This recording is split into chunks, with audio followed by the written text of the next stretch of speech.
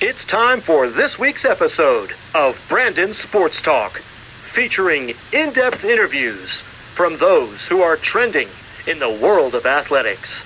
And now, here's the host of Brandon Sports Talk, Brandon Pate.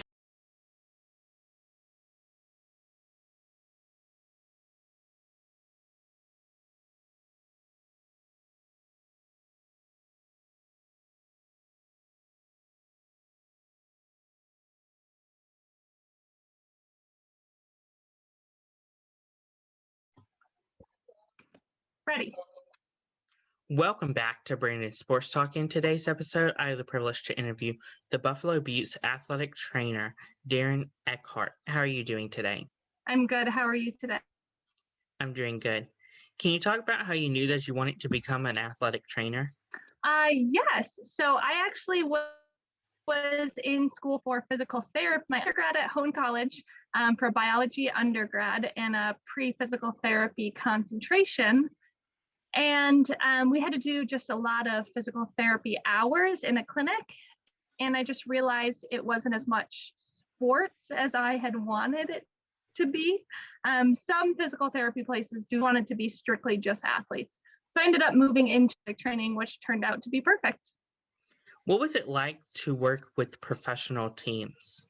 It's an amazing experience. I definitely love it. I was an intern with the Buffalo Bills before I was with the Buffalo Beauts. So that was a different professional atmosphere for sure, but the same level of professional skill among the players.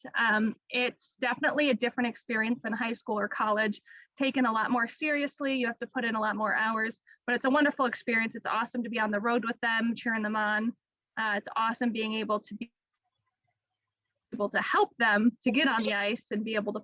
What was it like whenever you became the Buffalo Beauts athletic trainer? I got a call from a friend who was the athletic trainer for one of the Sabres junior leagues. It was for the junior Sabres. She was their athletic trainer and had heard about the Beauts were looking for an athletic trainer. So she gave me a phone call. And at the time, I thought I would be too busy. I had a full-time job. I didn't know if I could do it. But the general manager at the time, Mandy Cronin, called me a few times and convinced me to do it. I was a little hesitant in my background. She's and I was forever grateful that she did. I love it. It's an awesome experience. What is the day in the life and the roles and responsibility as an athletic trainer on the professional field? So it's definitely a lot different than a typical setting. We have a lot more items at our disposal to use for the athletes. So we have a lot more of a setup to do, but same thing as you want with any college or high school. We always have an AD close by. We always make sure that we have our med kit right near. I always have crutches. I always have a cam walker just in case. I have ice next to me. For games, we always have EMS on the rink just to make sure. Most of the time scrimmages too. So that's a little different because you don't necessarily always have that and getting more to have a lot at our disposal for sure. What is a typical game day like as an athletic trainer? Yeah, so typically we get there pretty early for the game days. We like to get in to do some player rehab before they have to warm up. So typically get in pretty early, start getting players stretched out, start getting them warmed up. Typically we have some taping to do. So we want to do that before warm up to make sure that they're all set and that the tape's going to actually hold the way we want it to and that it's going to work the way we want it to. And then when players go and do their warm up, we get set up for the game. So we make sure we bring our table over. We make sure we bring our med kit. We make sure we bring our, go fill our ice. We try to open up the med kit to make sure it's all ready to go just in case we need to grab anything, get our towels all set. Have to go talk to EMS, make sure that they're all set and we have our signals down. Got to make sure Doc is there, talk to the other team, make sure they don't need anything. Get them with down that we need to, and then we head out on the ice. Games last as long as they last longer than others. And then after the game, typically of stretching to do, a lot of different modalities that we use on the athletes to make sure that they're not going to be sore the next day, or we treat any injuries that may have occurred during the game, and then we head out and send them home. Of course, what are some of the people that have conditions? Like, do you have people like Taylor Accursi, Hunter Accursi that always come in to like get treatments on things before games?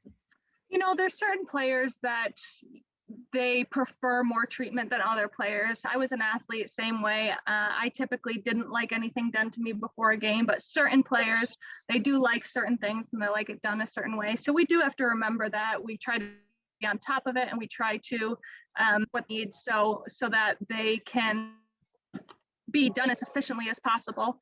Everybody typically wants the same thing done every game. It's just learning what players were going through that week necessarily in practice, and then anticipating what they might want for the game. So it's not typically they come in, they want the same thing done before every game. It's just what is that player going through that week, and we try to anticipate that.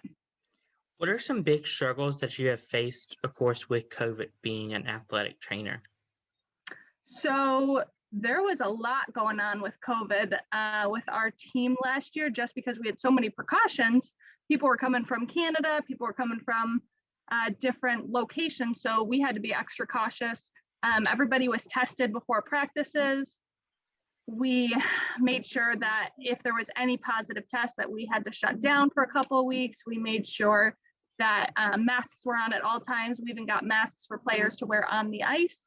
So there was a lot of precautions, definitely, but we did the best we could. What was it like as an athletic trainer being in Lake Placid? That was a cool experience. So Lake Placid was a little bit different, especially during COVID time, because we were not allowed to leave our room at all.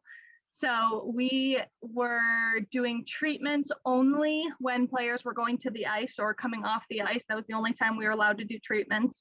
So it was a little bit different. It was a little bit more chaotic, but it was an awesome experience. Lake Placid is a beautiful place. The rink is beautiful, as everybody knows from Miracle on Ice. So it was definitely cool. It's a little bit different for sure. We were basically in hallways of the arena trying to get everything done as best we could.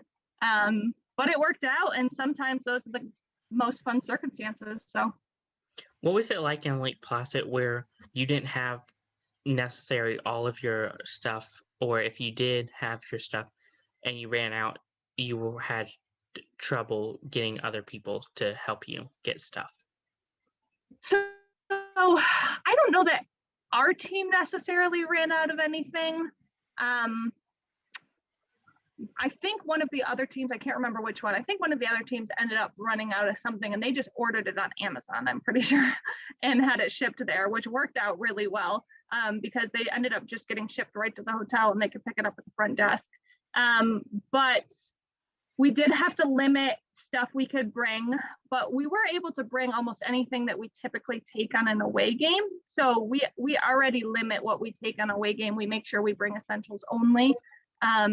But I think for the most part, we had everything we needed, and we made do with, what we didn't have.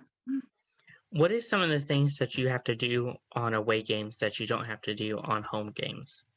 Only because, it's not your home rink. So you're a little bit, off kilter a little bit, but I think for the most part, we just bring less with us. So we don't have necessarily our big athletic training room that we have at the rink. So typically we're working out of hallways or something like that. So we don't have all of our shelves of things, but we bring, bins full of our stuff. So we do, for the most part, have everything we need. We just don't have it in the most convenient of places. Typically we're working out of, like I said, right outside their locker room in the hallway or something like that. And then we use, they always have a little room in case we need to do any evals or taping. So that's not seen, out in the public or anything. But yeah, for the most part, we set up in the hall and use a tiny little room for everything else. And that's what we go with. Of course, can you talk about how it is balancing being an athletic trainer on the professional field versus do you also have a day job outside of hockey?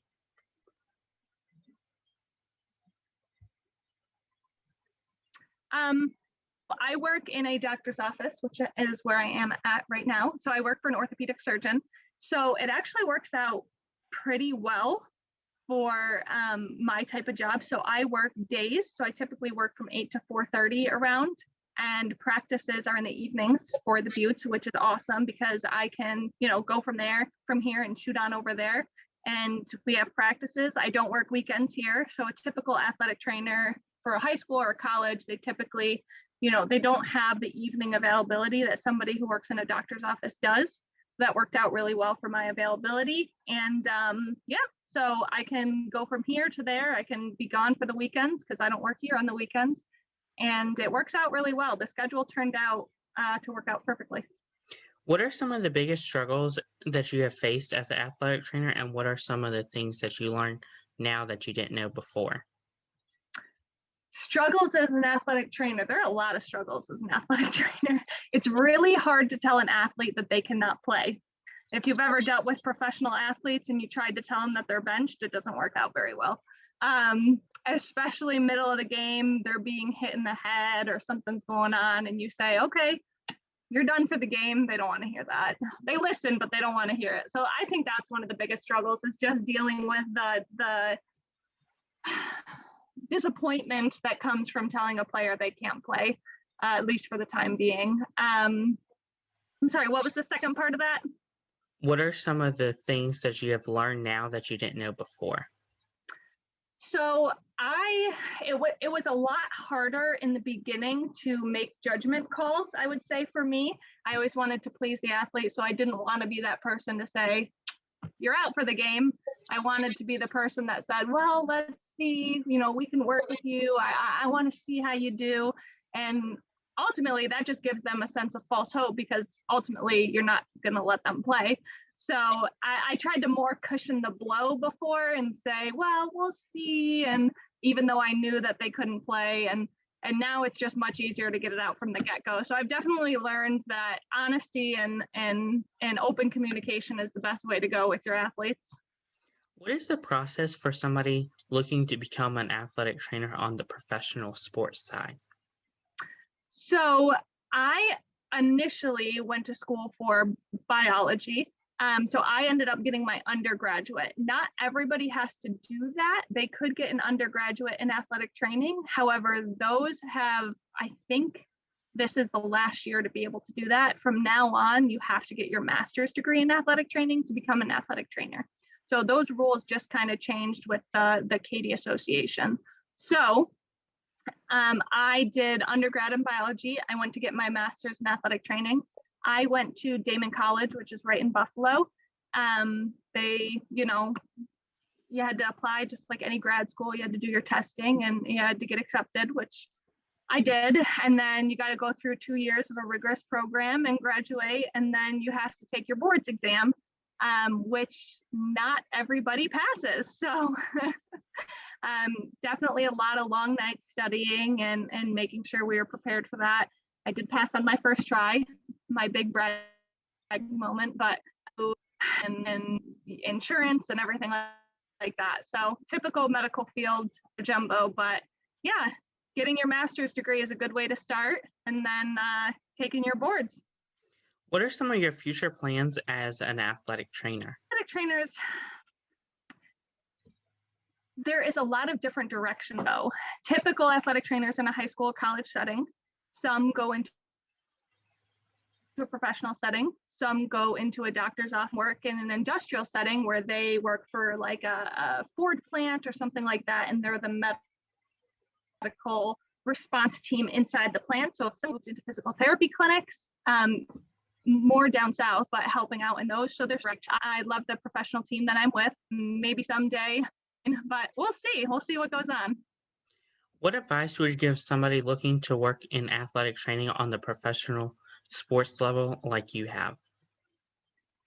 Definitely getting into a good program for athletic training, number one. I would never have gotten my internship with the Bills if it wasn't for the program I was in. That was the master's at Damon College.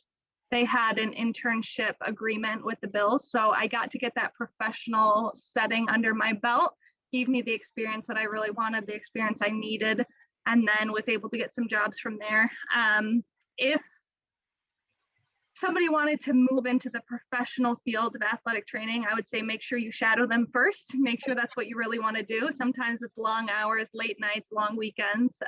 So it looks all glamorous, but sometimes it's a lot of nitty gritty hard work. So make sure you shadow somebody that's in that setting, number one, and then make sure you go to a good school that has some connections. That's great advice. Where can my listeners find you at on social media? Facebook, Instagram. I don't have a Twitter, but yeah, you can look me up, Darlene Eckhardt, on Instagram or Facebook. Thank you again, Darlene Eckhardt, for your interview, and best of luck in your future with the Buffalo Beauts as the athletic trainer. Thank you. You can find Brandon Sports Talk on Facebook at Brandon Sports Talk, Instagram at Brandon Sports Talk, Twitter at Talk_Brandon, and you can find me on YouTube at Brandon Sports Talk. Don't forget to like, comment, and subscribe. Thank you again, Darlene, for your interview, and best of luck. Thank you.